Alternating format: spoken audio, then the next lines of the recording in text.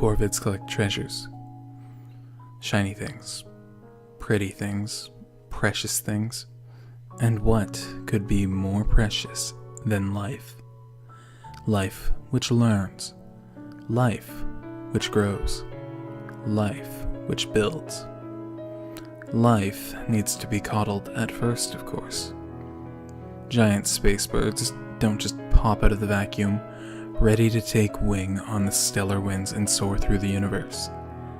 Life needs time, and air, and a shield from solar radiation. Life needs a planet. A planet doesn't produce a race of giant vacuum-defying corvids in a millennium. So the raven settled in to wait, and wait a long time it did. It didn't mind. The raven had always been a patient bird, a watchful bird. It stared down upon the planet, slowly blinking, always watching.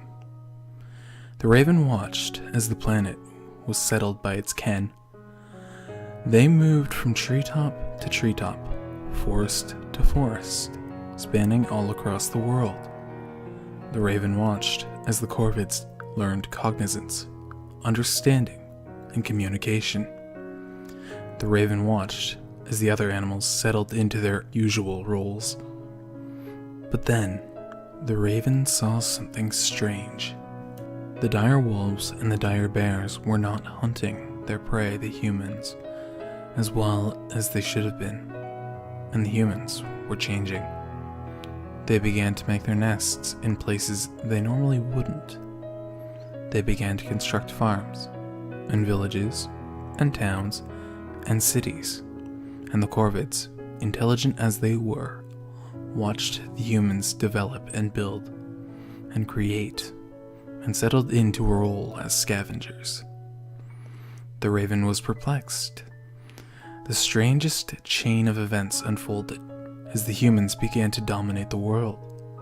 They spread and spread, growing and growing, conquering and settling the world as if they were the corvids, and the corvids were left in the dust.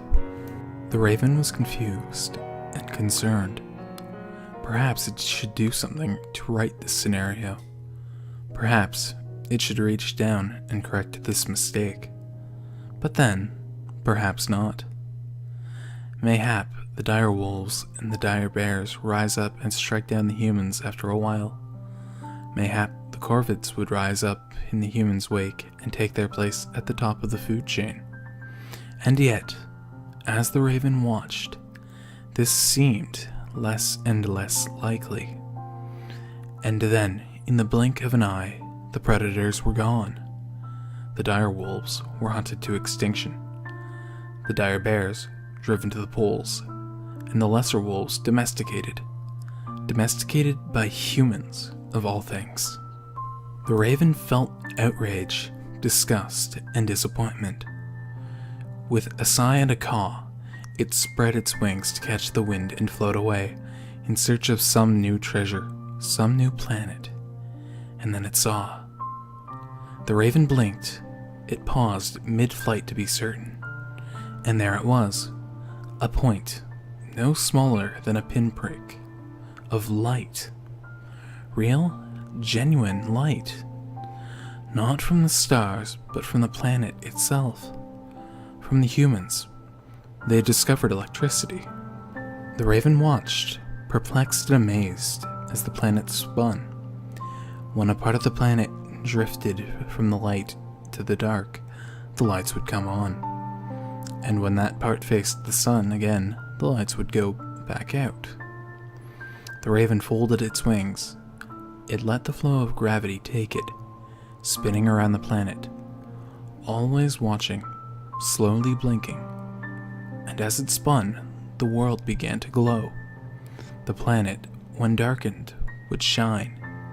The humans made it shine. The raven let out a joyous cry. What greater treasure could there be than life which was shiny, and with contentment? The raven still floats, watching us, and though we are not corvids, we are still precious.